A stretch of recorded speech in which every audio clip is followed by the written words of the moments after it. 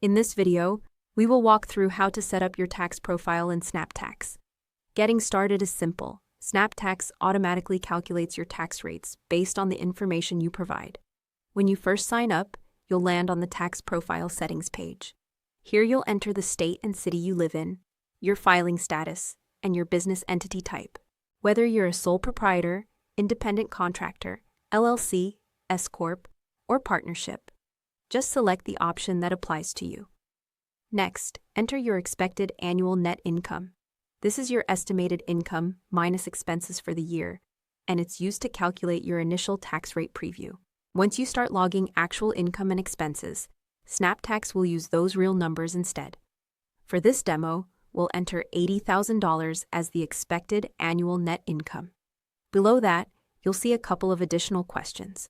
Whether you're legally blind or over 65. If either applies to you, those factors will affect your standard deduction. Scrolling down, you'll see that SnapTax has automatically calculated your self-employment tax, your state tax based on your location, and your federal marginal rate. You can optionally enter the last 4 digits of your Social Security number or business tax ID number, then click Save Profile. If you select Married Filing Jointly, additional fields will appear for your spouse.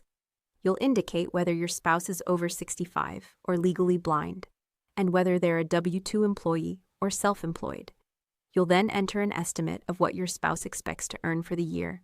This spouse income is factored into your total household tax liability. For this example, we'll enter $45,000. You'll also want to estimate the federal tax withholding from your spouse's paycheck.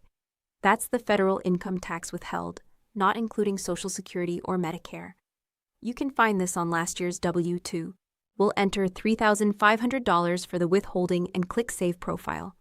On the right side of the screen, you'll see a summary of your current tax settings.